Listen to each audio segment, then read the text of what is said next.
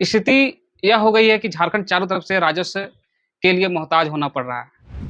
तो सवाल सिर्फ इतना नहीं होना चाहिए कि खनिज कौन निकालेगा, सवाल यह भी होना चाहिए कि उस खनिज से पैदा होने वाली संपदा में झारखंड और झारखंड की जनता का हिस्सा कितना होगा।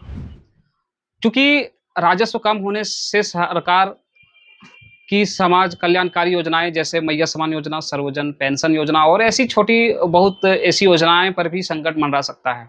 खनिज कानून 2026 लागू हो चुका है, यानी कि केंद्र सरकार के द्वारा लोकसभा में नया बिल पारित हो चुका है। खनिज कानून 2026 क्या झारखंड को हज़ारों करोड़ का झटका लग सकता है इस बिल पास होने के कारण? आइए समझते हैं। झारखंड जिसकी पहचान ही जल, जंगल और ज़मीन है, जिस राज्य की धरती के नीचे कोयला, लौह अयस्क, बॉक्साइड, यूरेनियम और कई महत्वपूर्ण खनिजों का एक विशाल भंडार है, लेकिन इसी खनिज संपदा को लेकर केंद्र और राज्यों के बीच अधिकारों की एक नई बहस छिड़ गई है। संसद ने mines and minerals development and regulation amendment bill 2026 को पारित कर दिया है। अब सवाल यह है, क्या यह कानून लागू होता है तो झारखंड की कमाई पर इसका कितना असर पड़ेगा? क्या झारखंड सरकार को हजारों करोड़ रुपए का संभावित राजस्व से हाथ धोना पड़ सकता है?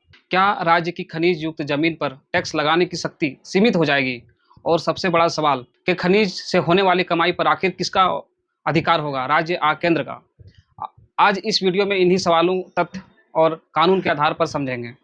नया बिल आखिर है क्या? सबसे पहले समझते हैं यह कानून क्या है। Mines and minerals development and regulation act यानी MMDR एक्ट 1957 भारत में खनिजों के विकास और खनन को नियंत्रित करने वाला प्रमुख केंद्रीय कानून है। अब 2026 के संशोधन विधेयक में राज्यों की खनिज पर अतिरिक्त शेष दूसरी लेवी लगाने की शक्ति पर प्रतिबंध लगाने का प्रस्ताव किया गया है। बिल में प्रस्तावित नए प्रावधान के अनुसार राज्य सरकार खनिज अधिकार या खनिज युक्त जमीन पर खनिज की मात्रा, कीमत, रॉयल्टी या किसी अन्य आधार पर टैक्स, सेस या दूसरी लेवी मनमाने ढंग से नहीं लगा सकेगी। इसके लिए केंद्र सरकार द्वारा निर्धारित शर्तों और प्रतिबंधों का पालन करना होगा। झारखंड सरकार की अर्थव्यवस्था में खनन का योगदान बेहद महत्वपूर्ण है। राज्य के खान एवं भू विज्ञान विभाग के अनुसार खनिज राजस्व राज्य के लिए महत्वपूर्ण राजस्व स्रोत होता है, लेकिन यहाँ आंकड़ों सबसे ज़्यादा ध्यान खींचता है। झारखंड सरकार के 2026-27 के बजट के अनुसार खनिज युक्त भूमि पर मिनरल्स बेरिंग एंड सेस से लगभग 14,000 करोड़ की आय का अनुमान रखा गया है। 2026-25 में इसका अनुमान 13,442 करोड़ था। 14,600 करोड़ कोई छोटी रकम नहीं होती। वहीं दूसरी ओर झारखंड लंबे समय से केंद्र सरकार से 1.36 लाख करोड़ रुपए की बकाया राशि मांग करता रहा है, जो बढ़कर अब करीब 1.41 लाख करोड़ रुपये हो गई है।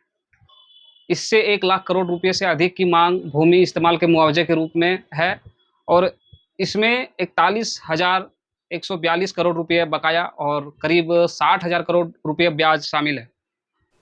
जुलाई 2024 के सुप्रीम कोर्ट के फैसले के बाद झारखंड सरकार ने Jharkhand mineral bearing land cess act 2024 लागू किया था। इस नए खनिज उपकर कानून से वर्ष 2024-25 में लगभग 1,379 करोड़ रुपए और वर्ष 25-26 में लगभग 7,488 करोड़ रुपए का राजस्व प्राप्त हुआ, जिसका उपयोग कल्याणकारी योजनाओं के लिए किया गया। कल्याणकारी योजनाएं जैसे शिक्षा, सामाजिक सुरक्षा और ग्रामीण विकास योजनाओं में किया गया।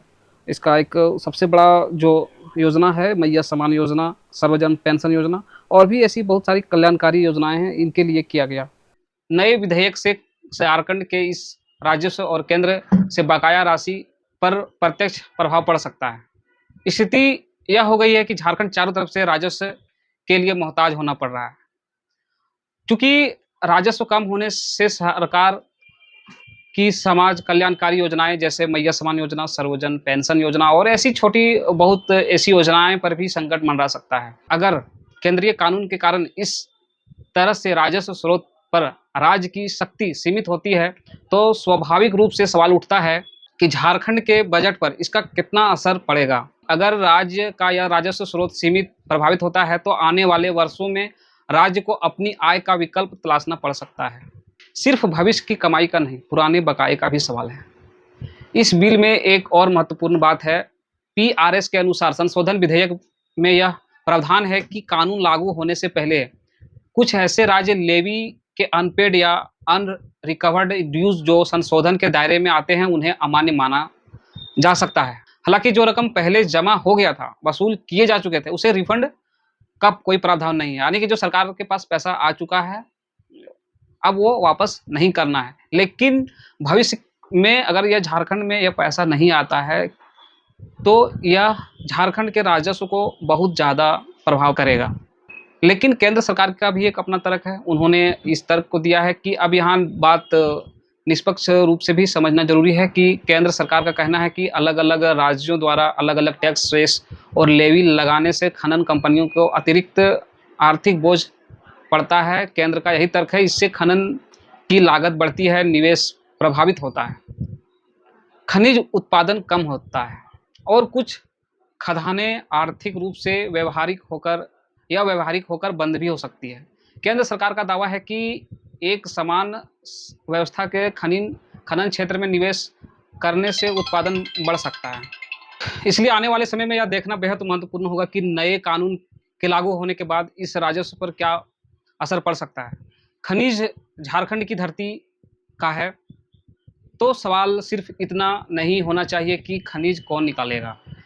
सवाल यह भी होना चाहिए कि उस खनिज से पैदा होने वाली संपदा में झारखंड और झारखंड की जनता का हिस्सा कितना होगा।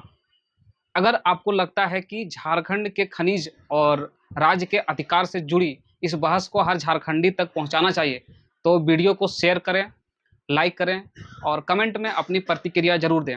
हम आपकी कमेंट की प्रतिक्रिया देखेंगे और फिर से एक नए वीडियो में जुड़ेंगे और बात करेंगे कि इस कानून के लागू होने से झारखंड को कितना प्रभाव पड़ेगा। क्या कल्याणकारी योजनाएं, मैया समान योजना, सर्वजन पेंशन योजना या ऐसी बहुत सारी योजनाएं पर इसका कितना असर पड़ेगा। तो आने वाले समय में हम और ऐसी वीडियो बनाते रहेंगे। आप हमारे साथ जुड़े रहें।